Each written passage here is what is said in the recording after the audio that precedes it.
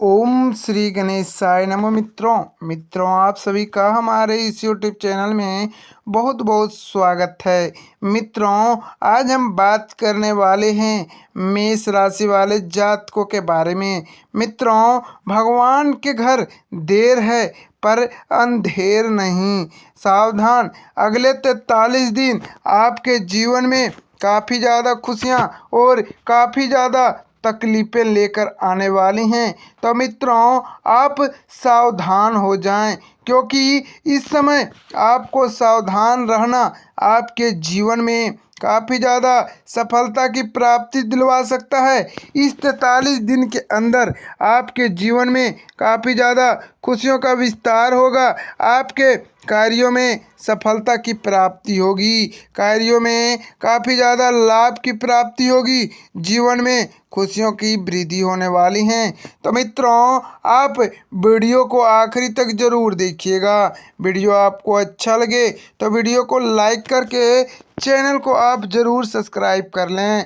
तो मित्रों आपको बतला दें कि भगवान के घर देर है पर अंधेर नहीं।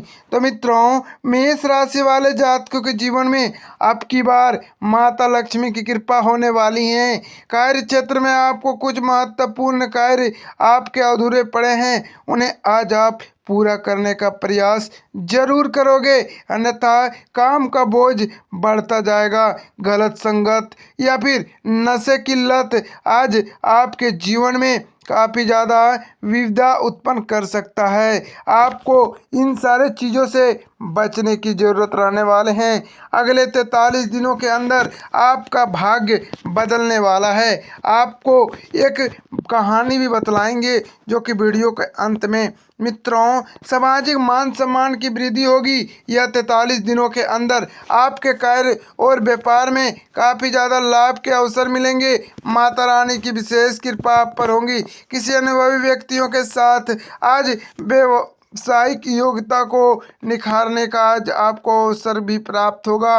व्यावसायिक गतिविधियों में आप काफ़ी ज़्यादा व्यस्त रहेंगे। संतान के विवाह प्रयासों को सफलता मिलेगी।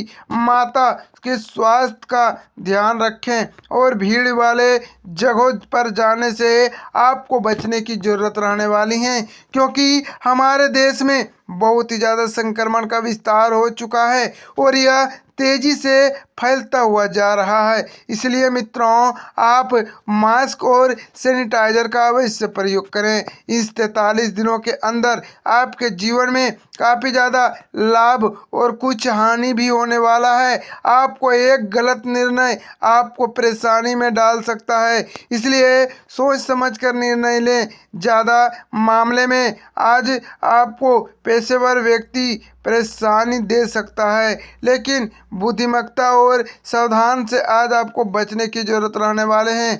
किसी स्त्री के कारण आपको मानसिक प्रताड़ना का शिकार होना पड़ सकता है। प्रेम प्रसंग के लिहाज से यह समय तनावपूर्ण हो सकता है। क्रोध से बचें, पक्षियों को दाना डालें। आज आपके लिए काफ़ी ज़्यादा बेहतर शक्ति और परिणाम लेकर आने वाले हैं। तो मित्रों कहते हैं ना कि जब भगवान के घर देर है पर अंधेर नहीं। कहने का मतलब भगवान जब भी देते हैं तो बहुत ज़्यादा देते हैं। भगवान की कृपा जब भी होती है उनसे आपको काफ़ी ज़्यादा सफलता की प्राप्ति होती है। तो मित्रों एक किसान था, जब आपको बतला दें एक भयंकर दोपहर थी। आसमान से भगवान भास्कर साक्षात आग बरसा रहे थे। पिछवा हवा से विकराल रूप धारण करके हवा में घी डालने का काम कर रही थी। ऐसा प्रतीत होता है कि इस आग में जो भी पड़ेगा जलकर भस्म हो जाएगा। इंसान तो इंसान, जहाँ तक कि पशु पक्षी भी अपने घरों में दुबक कर रह रहे थे, इस आग के बुझने की प्रतीक्षा कर रहे थे। लेकिन कुछ लोग के हौड़ इतने मजबूत हैं कि कोई भी आग उसका कुछ नहीं बिगाड़ सकती। गांव से दूर खेतों में 65 साल का एक किसान पूरी धमता के साथ आज गेहूं काटने में व्यस्त था। ऐसा लगता था कि आग का उस पर किसान पर कोई लेस मात्र भी असर नहीं दिखा रहा। आसमान के सारे खेत खाली हो चुके थे। सारे मजदूर और किसान अपने अपने घर लौट चुके थे, लेकिन नुन्नू किसान आज अपने घर नहीं गया। चैत का महीना किसान और मजदूरों के लिए बहुत खास होता है। इस महीने किसान को अपनी साल भर की मेहनत का फल मिलता है, तो वहीं दूसरी मजदूरों को इस साल भर का खाने के लिए अनाज मिलता है। नुन्नू के घर में अनाज 2 हफ्ते से खत्म हो चुका था। इतना ही नहीं, पैसे भी घर में नहीं था कि खाने के लिए कुछ अनाज खरीद ले जा सके। लेकिन गांव वालों और पड़ोस वालों भी तब तक उधार देते हैं जो लोग थोड़ी सी हैसियत देखकर ही उन्हें उधार मिलता है। एक गरीब किसान जिसके पास अपना 2-3 बीघा खेत हो, घर के नाम पर टूटी फूटी खपरेल हो तथा जेब फटी और खाली हो, उसे भला कौन उधार देगा? शायद कोई नहीं देगा।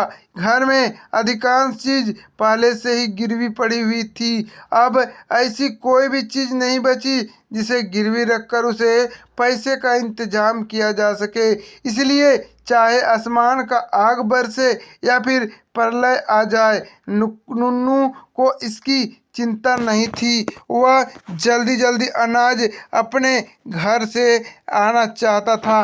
वास्तव में नुन्नू की खुद से ज्यादा चिंता सुख की थी। इस बुढ़ापे में सुखिया ही तो नुन्नू का एकमात्र सहारा था। सुखिया का एकमात्र सहारा नुक्कू था। नुक्कू सोच रहा था कि अगर सुखिया को इस गरीबी की वजह से कुछ हो गया तो वह खुद को कभी माफ नहीं कर पाएगा और इस बुढ़ापे में एकमात्र सहारे के छिन जाने के बाद वे अपनी बची खुची जिंदगी कैसे बिता पाएगा। पिछले दिनों 3 महीने से सुखिया की तबीयत खराब चल रही थी। घर का सारा काम तो वह कर लेती थी, लेकिन चूल्हा चौका झाड़ू बर्तन के साथ साथ सारा काम करने के बाद भी वह ऊब तक नहीं करती। लेकिन रात को सोने के समय सुखिया की आंखों में 2 बूंद आंसू उनकी कमजोरी और थकान छुपाने की थी, जिससे नुन्नू 40 साल से भी ज़्यादा समय से जानता था। उसे थकान और बीमार को भला कैसे देख पाता। साथ ही मित्रों, आपको बतला दें, मित्रों कहने का मतलब आदमी का वक्त बदलते देर नहीं लगता। कुछ दिनों के बाद नुन्नू बाहर निकला, साथ ही एक शोर सुनाई दी। शायद वह बच्चे का शोर मचा रहे थे। नुन्नू ने खिड़की से बाहर देखा।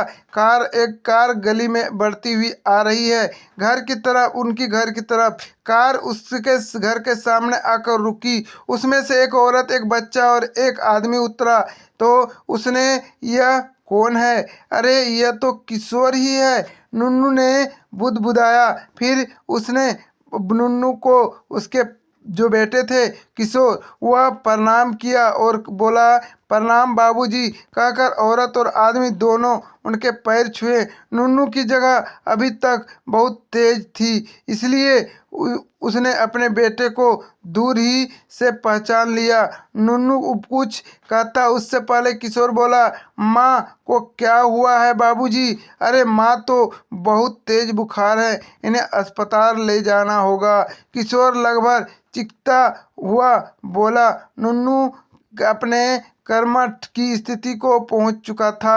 उसे समझ में नहीं आ रहा था कि यह सब क्या हो रहा था। फिर उसने, बाबूजी बाकी बात बाद में होगा, पहले माँ को अस्पताल ले जाना होगा वरना कुछ भी हो सकता है। बानी, तुम मुन्ना को लेकर गाड़ी में बैठो, माँ को लेकर आ रहा हूँ, किशोर ने जल्द से कहा। लेकिन ऐसे मौके में आकर किशोर सुखिया को अस्पताल ले गया। उसकी जान बच गई तो यह भी नहीं पता चला था कि किशोर लौट आया, क्योंकि वह गांव में ही होश हो चुकी थी। सुखिया के अस्पताल में आंख खोली तो देखा तो किशोर उसके पैर पकड़कर बैठ गया। सिरहाने नुन्नू अभी और भी ज्यादा कृतार्थ की स्थिति में खड़ा था। बगल में एक औरत गोद में लेकर बच्चा बोली, माँ बाबूजी को माफ करने के लायक तो मैं नहीं हूँ, लेकिन उससे समझ पाना माफ़ी के काबिल होगा। तो मित्रों, अगर वीडियो आपको अच्छा लगे तो वीडियो को लाइक करके चैनल को आप ज़रूर सब्सक्राइब कर लें, ताकि रोजाना राशिफल आपको समय से मिल सके और आप आने वाले दिनों को बेहतर तरीके से बना सको। जय माँ लक्ष्मी, जय माँ दुर्गा।